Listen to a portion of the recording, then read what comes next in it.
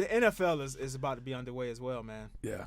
We did our fantasy draft, so you guys got that going. You got the fantasy draft season coming up, and it's you got Baker Mayfield playing against the Cleveland Browns in man, week in one. Week 1. Yeah. It's almost like the schedule comes out a year before, but it's almost like they do this thing on purpose. I think so.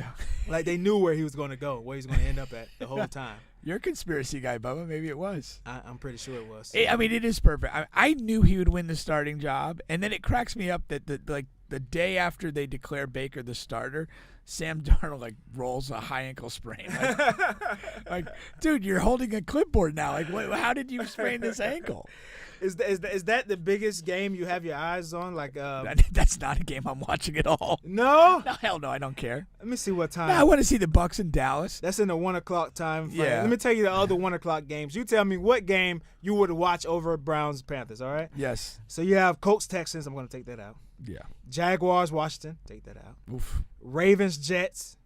We could take that out. I want to see Lamar. I'm intrigued to see Lamar. And I want to see if the Jets have anything going on. Yeah. I think they've drafted pretty well. They drafted really well. But not just the quarterback. I like Elijah Moore and some other. I like the FSU guy, Jermaine Johnson. I drafted Elijah Moore. Yeah. Patriots Dolphins. Little old for me. Eagles Lions. Okay. No. Steelers Bengals. I'll watch that all day. Steelers Bengals Yeah. because of the rivalry.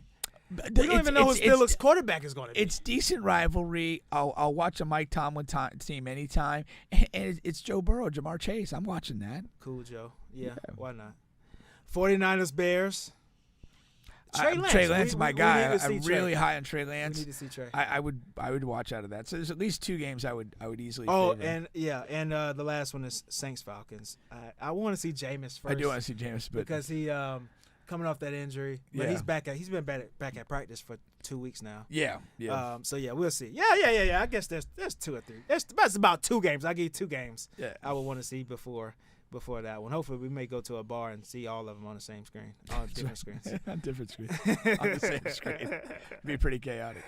Yeah, it would be. It would be for sure. No, but I mean, I knew Baker would win the job. He claims he didn't say he's going to fuck up the Browns. But like we were saying, he's definitely told somebody close to him that, or something to that effect. So, I mean, honestly, I would be a little surprised if he doesn't play well. Yeah, for sure. He's, again, I can accept that Baker Mayfield may not be a star NFL quarterback. That's fine. But that guy's story is pretty damn special. From being a walk-on, walk-on at Texas Tech that arrives in the summer and wins the starting job by day 1. Think about how difficult that is. That's absurd. Hold on, say that again, because there's a go ahead. He a walk-on to Texas Tech. He arrives in the summer and wins the starting job by game 1. By game 1, and then what did he do with the Panthers just now? Won the starting job by game 1. Hey, when we talked about this a couple weeks ago with our guy, that's what made me get that. I said Baker's going to win the job. That's what he does. You did say that, and I said I don't know. Yeah, man. He just got there. This guy been there for a year and a half. Then he went to Oklahoma. Yeah, and he got that job, and he won the freaking Heisman Trophy. And then he goes to like an 0-16 or whatever the heck they were, Cleveland Browns team, and within 2 years of starting, they're in the playoffs. He's not the most talented, but he has that it, man. Yeah. He has that it, but he has just enough talent. Like Tebow had the it, but he didn't have enough talent. Right. It's different because, Baker has the it. He has just enough talent to match the it to be a successful starter in the league. He's not going to blow you away. He's not going to, it's about maybe roughly 10 other quarterbacks you'll take ahead of him, like without blinking an eye. Sure. And then you can get into discussions after that. But I root for him because he has that it, man, and that's it. Yeah, for sure. Yeah. I'll always respect his journey, that for sure. But that's fun. What other what teams are you really excited to see?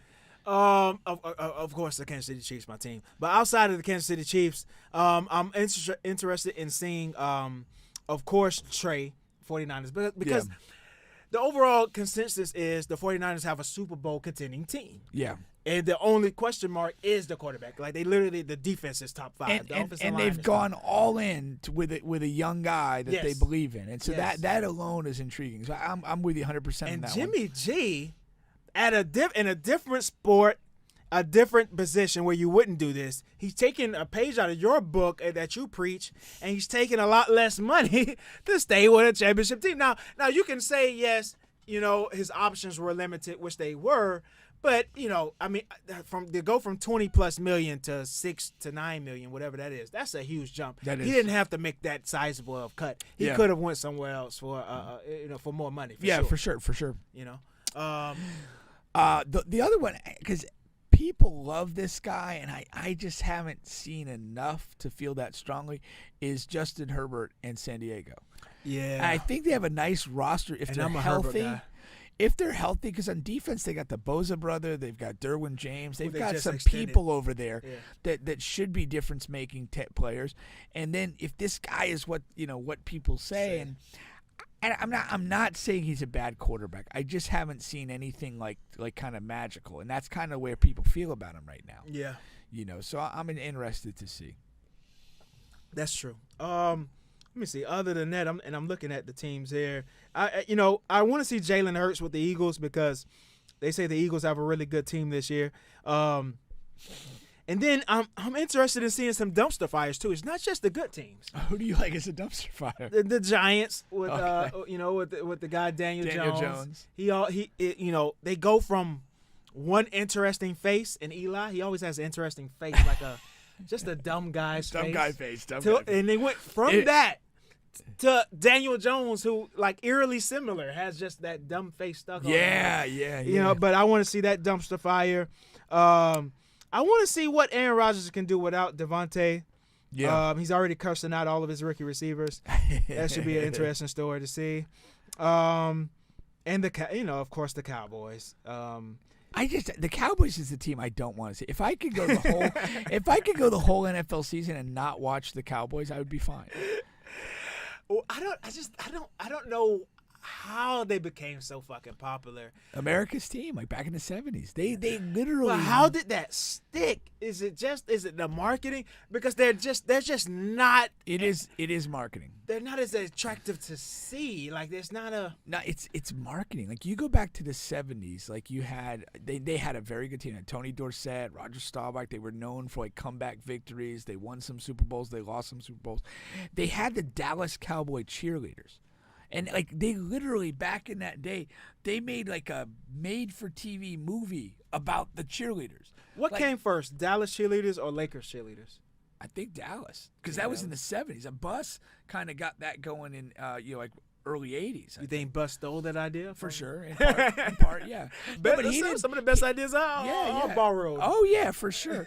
and like that was like a thing. And then they went through some lean times, but they have this really weird fan base. It's not Very weird. It's not geographically confined. No, like you could they're all be over the anywhere in place. the country and run into Cowboy fans. Yes. And then you had the Jimmy Johnson era, which I mean I was on board for that.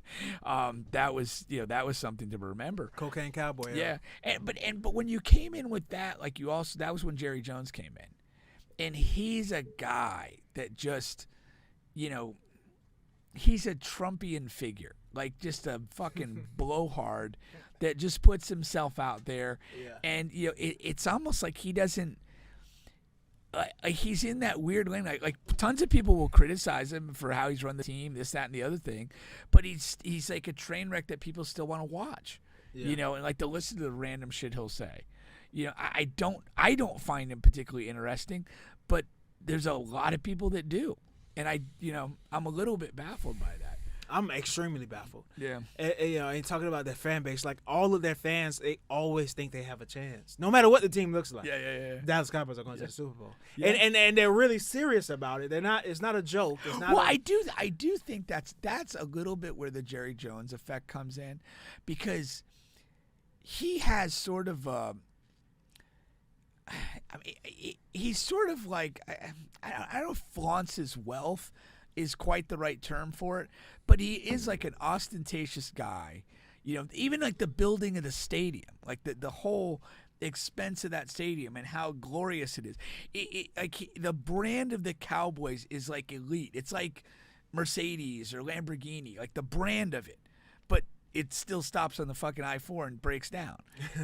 But he's somehow maintained like this, somehow like elite brand, and it's associated with like spending the money and doing the best stuff and being at the forefront of everything, you know. And that's even in times of controversy, Jerry Jones is one of the owners who will continuously say something. You may agree or disagree, he may put his foot in his mouth, he may put his foot in his ass, but he's front and center to say something. And I would say in the NFL in particular, I would say over half the owners are almost invisible. Yeah. Random wealthy white guys that you barely ever hear about. No, for sure. And for Jerry sure. is like yeah. Jerry's like the lead guy. Yeah. He's easily the most recognizable owner in the NFL. Easily. You know, and that's one of those things, man. Yeah, he's up there with the Mark Cubans, different sport. But and that's what keeps that brand like what it is, I think. I think so.